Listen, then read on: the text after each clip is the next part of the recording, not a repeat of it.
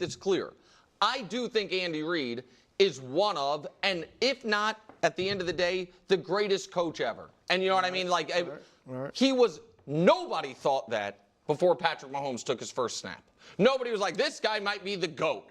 And he was thought of as a good coach. Yeah. And obviously, I think Travis Kelce is a legendary all-time player, and Tyreek is a legendary all-time player. I think Mahomes got a far better than average situation that he came into. There's no denying that. But this idea that he was just dropped in to this franchise that knew nothing but winning and a coach that knew nothing but winning and it was a perfect circumstance is belied by every fact on the ground. So the Chiefs, the 20 years leading up to Mahomes getting there, won one playoff game. Won one. I don't think it's about 20. Right. That's where I would. Well, I'm gonna do it. We all know the Chiefs. Well, you want to go longer? No, I could do from the merger till when Mahomes got there. We all know they are a great. Okay, but hold on. Then what about? Let's just. I'm gonna get us to the end of it. Okay. My point is, before Mahomes got there, they went to one conference championship game. It wasn't the Steelers that had been, or the Niners, or the Cowboys, or a franchise that was always great. That's the point I'm making. No doubt. What about Andy? Over the last 20 years of Andy's career, the 13 before Patrick, he went to one conference championship game and won 4 playoff games and was a winning coach, but, 57% of the game. No, we're ending this here. We're just ending this here because this is already absolutely insane. We're just gonna skip the 5 NFC Championship games that Andy Reid went to. Like, we're just gonna go from 2000. We're gonna skip all the other stuff that he did. The 4 consecutive NFC East championships, the 4 consecutive NFC Championship games with Donovan McNabb. Get out of here, man. Get out of here. And even the win-loss record in the playoffs for Patrick Mahomes in terms of playoff wins losses is so incredibly misleading. And I'm so prepared for this because I talk about this with the Kansas City Chiefs fans all day, and the delusion is just through the roof. It's just through the absolute roof. And before you come out and say, "Oh, you're being biased, you're being ridiculous," let's take a listen to what Brou has to say. Not get until recently. So the idea that he had the best setup in the history of the league, Brou, is absurd. I don't think it's absurd. And you know how much I love Mahomes. I think Colin is being fair. I didn't get a whole bunch of graphics. I mean, we know the Chiefs weren't great 20 years ago, but that's not the big deal. The one guy, though, this will surprise you, because I thought about Montana, Brady, their situations weren't comparable. Belichick was a bad coach at that time. And I'm serious. He got fired in Cleveland. And made the playoffs one out of, but he had a great run in Philly. They kept getting to the conference, to the playoffs. Belichick had a great run with the Giants, winning multiple Super Bowls. As what? Thank you. As the defensive coordinator. Okay, I'm talking about a head coach. Andy Reid was a great head coach in Philadelphia. He was a great head coach in Philadelphia.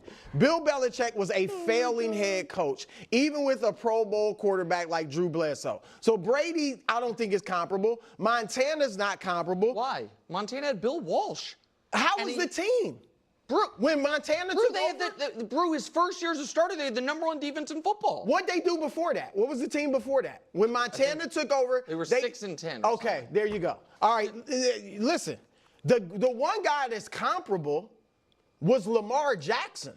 Josh Allen's not comparable. They have been to the playoffs once in 17 years when Josh Allen took over the Bills. Lamar Jackson stepped into a comparable situation to Patrick. Super Bowl winning coach, a team that was a great culture franchise, could learn under Joe Flacco like Alex Smith, and Flacco had won the Super Bowl. And, quite honestly, Lamar wasn't as good as Patrick. So he stepped into a good situation.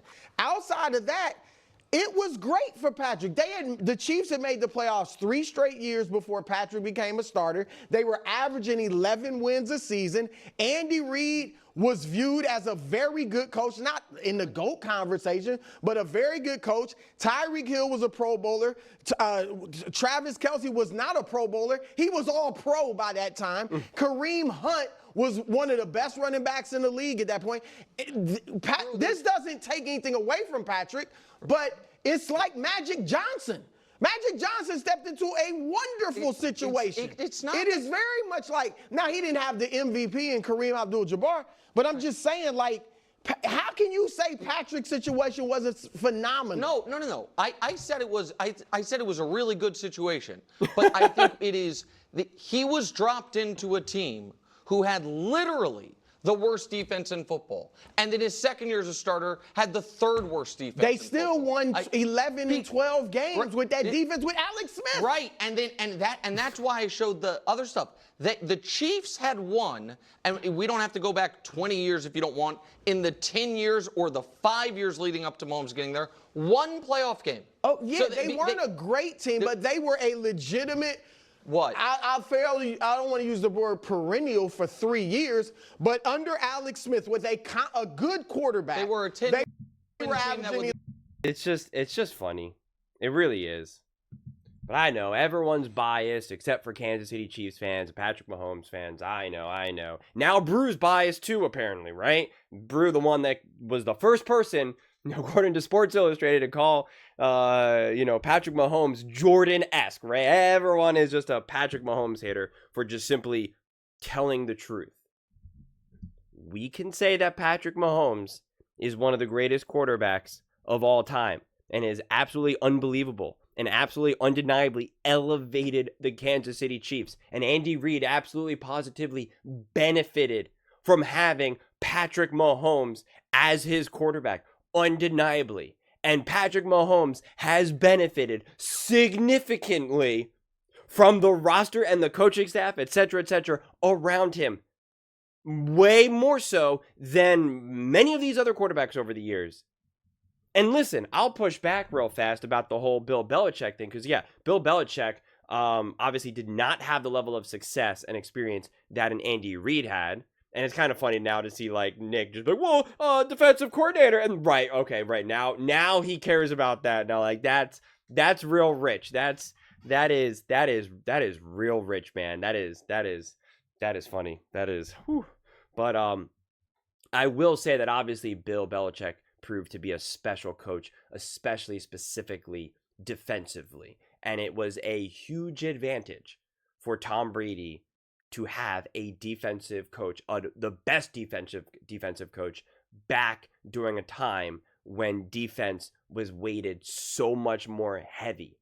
Okay, and so that's a huge benefit for Tom Brady. Now compare that to also now Patrick Mahomes. Now that defense has been marginalized a little bit because the rules have legitimately changed, which is so funny because someone recently tried to say, you don't even know what you're talking about. You don't know what you're talking about. And it's like, dude, Tom Brady himself has discussed how much the rules have changed and how much it favors offense. I think that's what happened over the last 10 years, 15 years. It's a great question because the game that I played 20 years ago is very different than the game now in the sense that now it's more skill competition than it is physical football.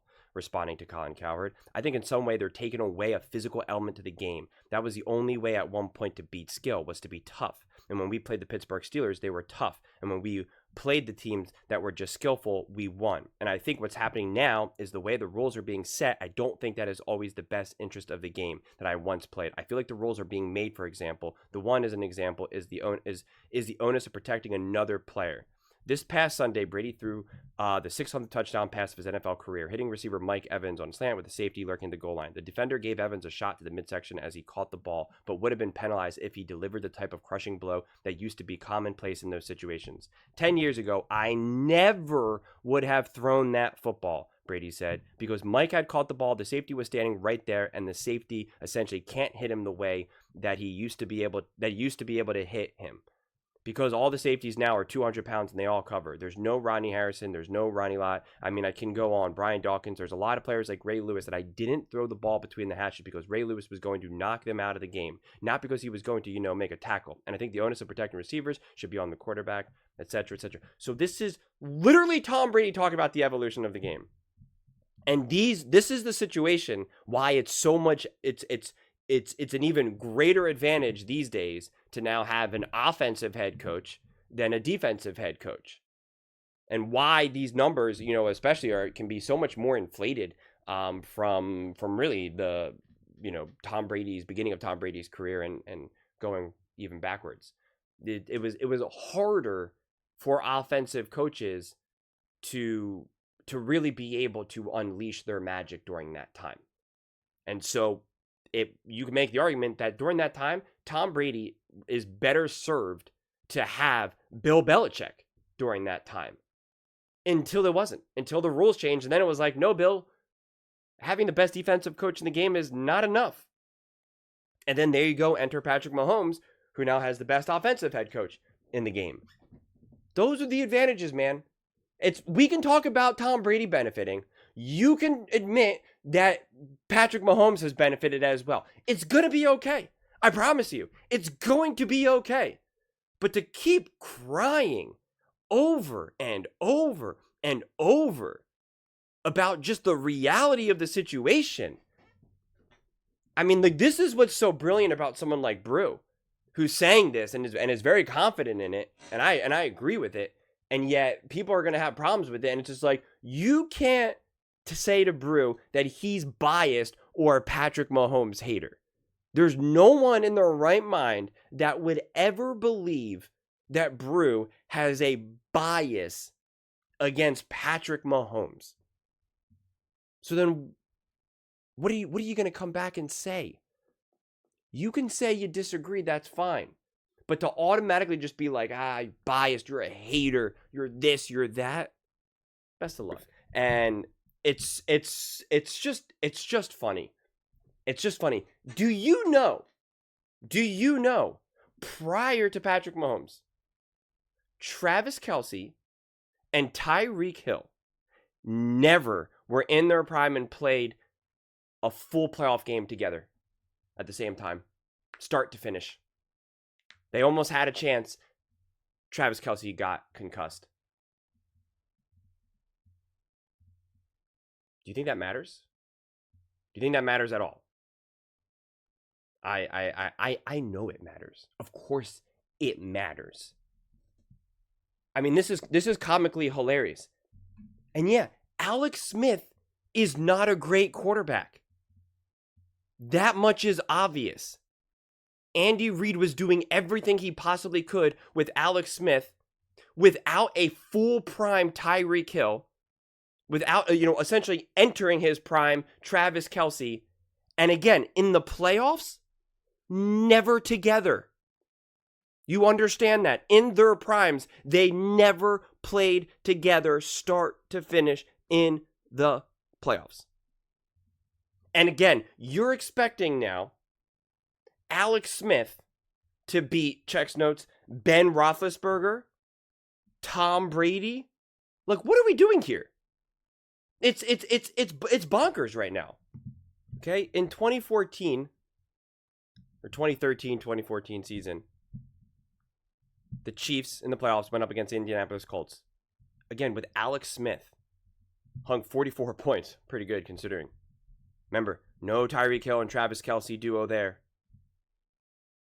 And with Alex Smith, had him throw 378 yards, 4 touchdowns, and a 119 rating. He lost to Andrew Luck. The quarterback who, if he didn't get injured and didn't retire early, would have been a bona fide first ballot Hall of Famer.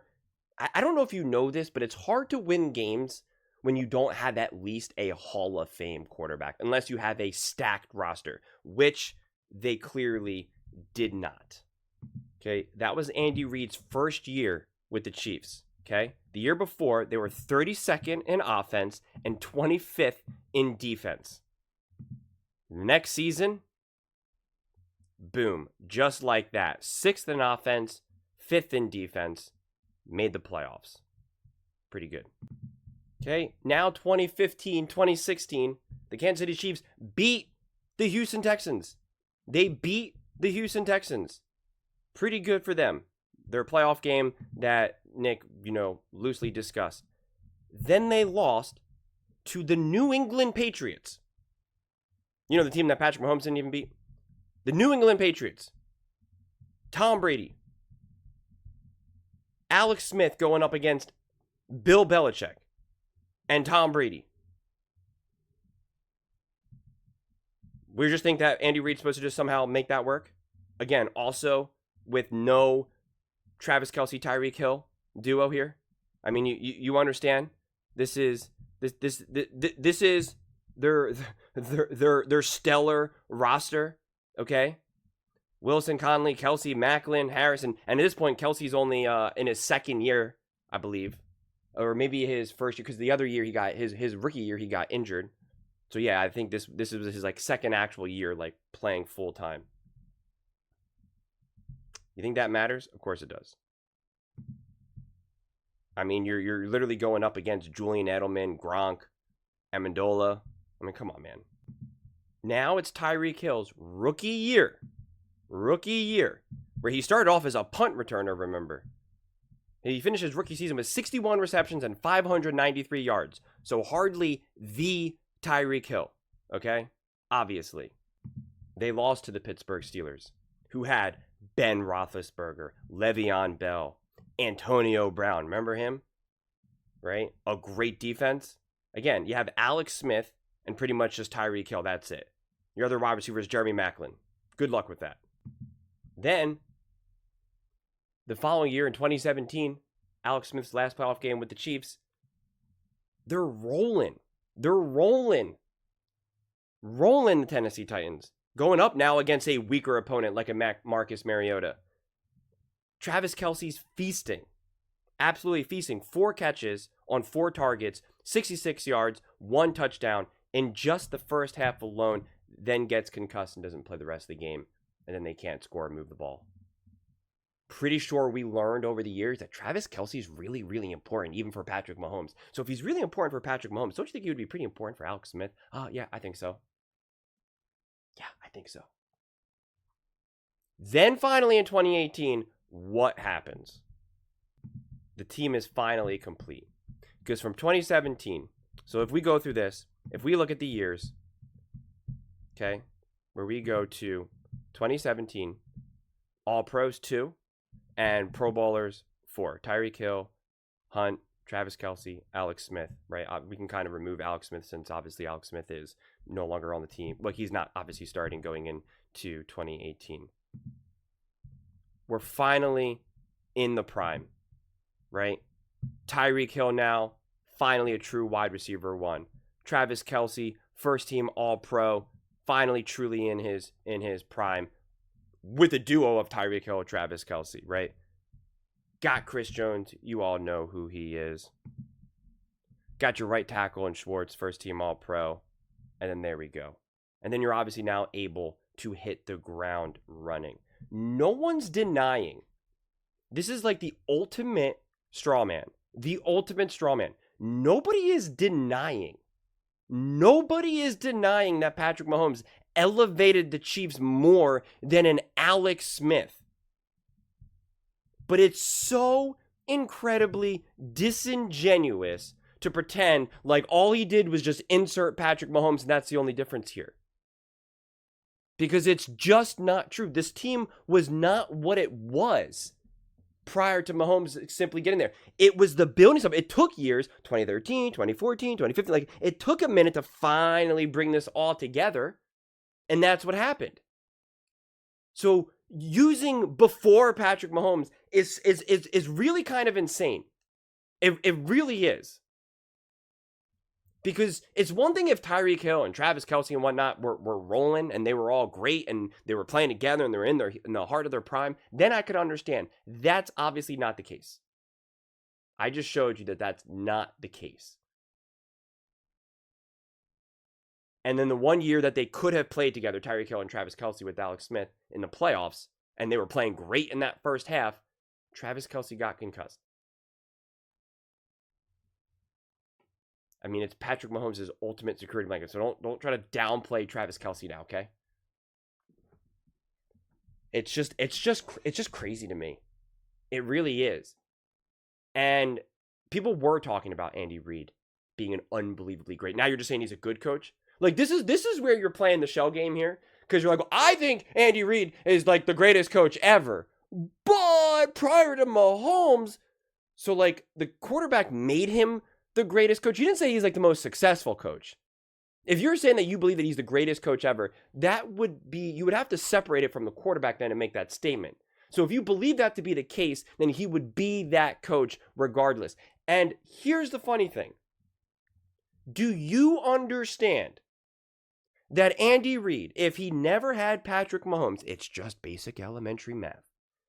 If he continued to win at the rate that he did prior to getting Patrick Mahomes and still continue to coach all these years, he would still be on track for, I believe it's next season or this coming season, whatever it is exactly, to be the winningest coach of all time. Do you think that's accidental? And he's out there doing it with quarterbacks like Donovan McNabb, which we got some major revisionist history about who that guy is. And oh my goodness, Michael Vick, who was locked up for years, obviously way past his prime and safe to say a little out of step with the NFL. And a whole collection of backup quarterbacks, Alex Smith, literally making Alex Smith a legitimate quarterback in the NFL, and you think that he should be able to beat Ben Roethlisberger, Andrew Luck, and Tom Brady? Are we out of our mind here? Are we seriously out of our mind here? Please tell me how often non-Hall of Fame quarterbacks beat other Hall of Fame quarterbacks. I want to know, in the playoffs specifically, how often do you think that takes place? And the only time it ever does take place is if a Hall of Fame quarterback kind of just carries that team to the playoffs, and it's just kind of like, but the roster is just shot. It is not an everyday occurrence here. It is not an everyday occurrence. So it's just bonkers. Andy Reid without Patrick Mahomes, just with the Kansas City Chiefs alone, led them to their first time ever back-to-back winning the division. The Chiefs clinched the AFC West for a second consecutive year, the first back-to-back division titles in franchise history. And he did it with Alex Smith and non-prime Travis Kelce and Tyreek Hill. My goodness. Also secured their first bye since 2003. Seems pretty legit. Reid would go on to lead the Chiefs to their first playoff win since 1993. 1993. And he did it in 2015. Do the math. And then they lost to Tom Brady and the New England Patriots. And Andy Reid's big playoff losses, like in NFC Championship games and whatnot with the Philadelphia Eagles, and in the Super Bowls, he lost to Tom Brady. He lost to Kurt Warner twice. Okay? So out of those NFC Championship runs and Super Bowl runs, 3 of those games were literally Hall of Famers, all-time great, all-time special talent. And he had non-Hall of Fame quarterbacks. In 14 years, Andy Reid captured 6 division titles and 5 trips to the NFC Championship game. During this period, no other franchise earned more divisional playoff round appearances, 7, and only Bill Belichick's New England Patriots exceeded Philadelphia's 5 conference championship game appearances with 6. And they had Tom Brady and Bill Belichick during a defensive era, mind you. It's just bonkers that we want to try and downplay Andy Reid now and what he did with the Kansas City Chiefs. And we can still say that Patrick Mahomes elevated the Kansas City Chiefs. We can still say that Patrick Mahomes is an all-time great, all-time special talent. But we're now trying to deny that he went to an awesome situation. It's insane. It's absolutely, positively insane. It really is. Okay, here are Andy Reid's losses. Loss to the Green Bay Packers, non-Hall of Fame quarterback going up against, I don't know, Aaron Rodgers. What did they do that year? Oh, that's right. They won the Super Bowl. They lost to, as I mentioned before, Kurt Warner twice. One time with the Arizona Cardinals, right? With Donovan McNabb still as the quarterback, who's literally just minutes away from retiring, essentially. He's on his way out. Then they lost to the New Orleans Saints, okay? Who was their quarterback? Jeff Garcia, who was 74 years old at the time, and they lost to another Hall of Fame quarterback. Oh, Drew Brees. They lost, of course, to the New England Patriots and Tom Brady. During their dynasty. Tom Brady. Okay. Also, do you know what Donovan McNabb did that game? Not only was he throwing up in the huddle, okay? He had 3 touchdowns and 3 interceptions. And they were some rough interceptions. But I guess that's all Andy Reid's fault. I mean, they lost to the Carolina Panthers, okay, 14-3. And you're like, oh, Andy Reid must have been so bad. Don McNabb was 10 for 22 with 100 yards, 0 touchdowns, and 3 interceptions, and a 19 passer rating. Okay, these are the receivers that they had to work with. Freddie Mitchell, L.J. Smith, James Thrash, Todd Pinkston. I mean, Coy Detmer got in there. 7 completions and 14 attempts. But I guess he, should have found a way to win that game. Then they lost to the Tampa Bay Buccaneers, who then went on to win the Super Bowl. And they lost to Kurt Warner and the St. Louis Rams. The greatest show on turf. Okay? That's who they lost to. And then this was Donovan McNabb's first year as a full-time starter in the playoffs. First playoff game ever against the New York Giants. Didn't go so well for him. And also, look at this. Again, just an epic roster of people to work with. I'm telling you, man, Todd Pinkston was him. He was him. So Andy Reid has won 183 games without Patrick Mahomes. That would put him top 12 of all time. Now remember, that's him, though, losing years. 2018, 2019, 2020, 21, 22, 23, 24.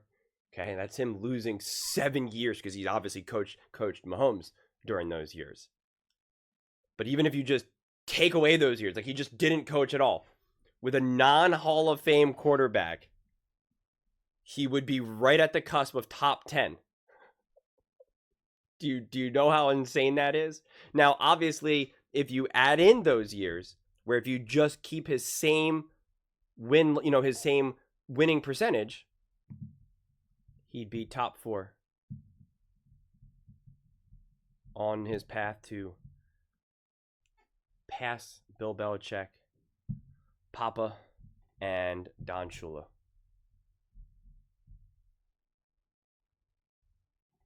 With non-Hall of Fame quarterbacks. And remember, that math is based off of what he had to do while rebuilding the Kansas City Chiefs. And it's funny, too, because the pace that he's at, I mean, first off, you got someone who's coaching in the 1920 to 1929. What the heck was football back then? 1933 to 1942. It's like, what are we doing here? It's like, what does that actually even mean?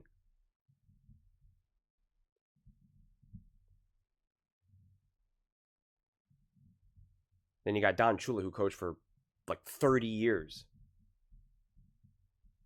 Who, again, at this pace, Andy Reid would pass even if he didn't have Patrick Mahomes. That's what I'm trying to say. If he just never left Philly, he would retire with over 328 wins. Those are just my thoughts. I'd absolutely love to hear yours. What do you guys all think about Patrick Mahomes being in the best landing spot in the NFL league history? Let me know in the comments below. I read every single comment, so whether you agree with me or disagree with me, either way, let's get in some discussions, let's get in some fights, but ultimately, let's just have some fun. And please do consider subscribing. We are building an amazing community here and absolutely love to see you part of it. I want to build something that we all generally feel connected to. Something that we're really excited to be part of. I think we're well on our way to doing it. And please don't forget to give this video a thumbs up, as it really does help the visibility and the algorithm. Thank you so much. See you next time.